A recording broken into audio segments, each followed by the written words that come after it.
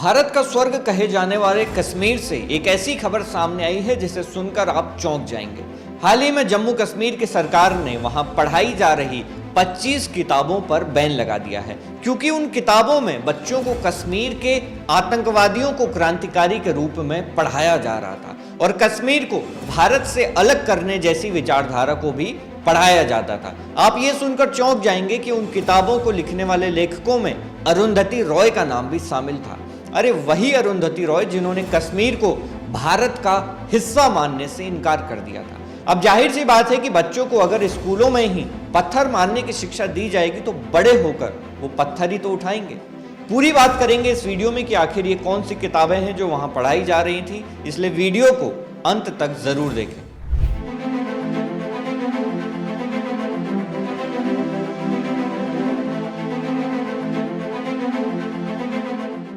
नमस्कार, मैं हूं उमेश द्विवेदी और आप देख रहे हैं सरकारी मंथन।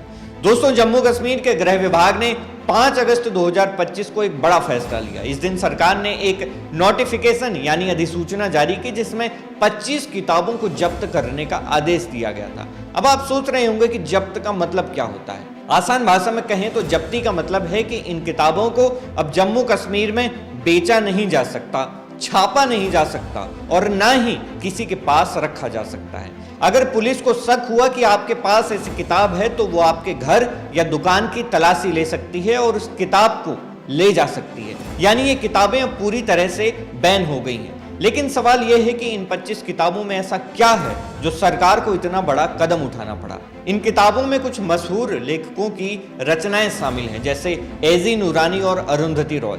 इनके अलावा कुछ ऐसी किताबें हैं जो जम्मू कश्मीर के इतिहास, राजनीति और वहां की स्थिति को समझाने की कोशिश करती हैं। ये किताबें कोई कहानी या उपन्यास नहीं है, बल्कि गंभीर एकेडमिक किताबें हैं जिनमें तथ्यों और विश्लेषण की बात होती है। सरकार का कहना है कि इन किताबों में झूठे आख्यान यानी गलत कहानियां पेश की गई हैं। आसान शब्दों में सरकार का मानना है कि ये किताबें ऐसी किताबें हैं जो सच नहीं हैं और जो लोगों को गुमराह कर सकती हैं। अधिसूचना में यह भी कहा गया है कि ये किताबें युवाओं को भटका सकती हैं, आतंकवाद का महिमा मंडन कर सकती हैं और हिंसा को बढ़ावा दे सकती हैं। इतना ही नहीं, सरकार का कहना है कि इन किताबों का प्रचार प्रसार अगर जारी रहा तो ये युवाओं में ऐसी सोच पैदा कर सकता है जो भारत से अलगाव को बढ़ावा देती हैं। यानी ये किताबें लोगों को देश के खिलाफ भड़का सकती हैं। दोस्तों, ये फैसला ठीक उसी दिन लिया गया जब अनुच्छेद 370 को हटाए जाने की 6ठी सालगिरह थी। अनुच्छेद 370 वो कानून था जो जम्मू कश्मीर को विशेष दर्जा देता था। 5 अगस्त 2019 को इसे हटा दिया गया और इसके बाद से जम्मू कश्मीर में कई बड़े बदलाव हुए हैं। अब बात करते हैं कि जब्ती आखिर होती क्या है। दोस्तों, जब्ती का मतलब है कि सरकार किसी किताब, अखबार या किसी भी छपी हुई चीज को पूरी तरह से प्रतिबंधित कर देती है। ये सेंसरशिप से अलग है। सेंसरशिप में कुछ हिस्सों को हटाया या बदला जाता है, लेकिन जब्ती में पूरी किताब ही बैन हो जाती है। इसका मतलब है कि ना तो कोई इसे छाप सकता है, ना बेच सकता है और ना ही रख सकता है। अगर कोई ऐसा करता पकड़ा गया तो पुलिस उस किताब को जब्त कर दे। यह आदेश भारतीय नागरिक सुरक्षा संहिता BNSS 2023 की धारा 98 के तहत जारी किया गया है। इस कानून के मुताबिक अगर सरकार को लगता है कि कोई किताब या सामग्री भारत की एकता, अखंडता या संप्रभुता को खतरा पहुंचा सकती है या लोगों के बीच नफरत फैला सकती है या धार्मिक भावनाओं को ठेस पहुंचा सकती है तो वो उसे जब्त कर सकते हैं। लेकिन इसके लिए सरकार को अपने कारण लिखित रूप में बताने होते हैं और उन्हें एक अधिसूचना में छापना होता है। यहाँ एक और जरूरी बात है कि हमारे संविधान का अनुच्छेद 19(1) का क हर नागरिक को बोलने और अपनी बात रखने की आजादी देता है, लेकिन अनुच्छेद 19 का 2 ये कहता है कि इस आजादी पर कुछ उचित प्रतिबंध लगाए जा सकते हैं। जैसे कि अगर कोई बात देश की सुरक्षा, एकता या सार्वजनिक व्यवस्था के खिलाफ हो तो सरकार उस पर रोक लगा सकती है। जम्मू कश्मीर की इस जब्ती का आदेश भी इसी ढांचे के तहत लिया गया है। लेकिन अगर कोई लेखक या पब्लिशर को लगता है कि यह आदेश गलत है तो वो इसे हाईकोर्ट में चुनौती दे सकता है। दोस्तों, ऐसा पहली बार नहीं हुआ है कि किसी किताब को जब्त किया गया हो। पहले भी कई बार ऐसे मामले सामने आए हैं और सुप्रीम कोर्ट ने इन पर अपनी राय दी है।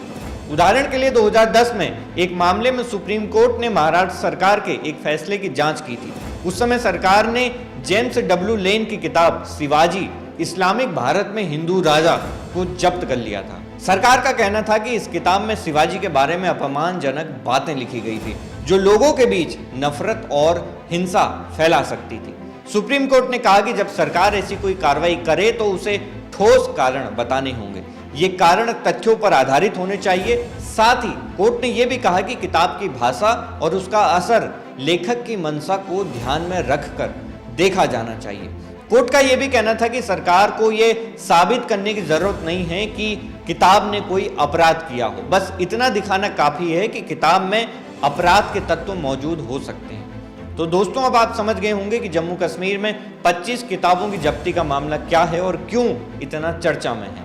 ये मामला सिर्फ किताबों का नहीं है बल्कि अभिव्यक्ति की आजादी, देश की सुरक्षा और कानून के दायरे का भी है। देखना होगा कि जिन लेखकों की किताबों पर बैन लगाया गया है वो इसको लेकर क्या कदम उठाते हैं। इस मुद्दे को लेकर आप क्या सोचते हैं कि सरकार के इस कदम से क्या कश्मीर के युवाओं की सोच में बदलाव आएगा? अपनी राय हमें कमेंट बॉक्स में जरूर लिखें। मैं हूं उमेश द्विवेदी और आप देख रहे थे सरकारी मंथन। नमस्कार।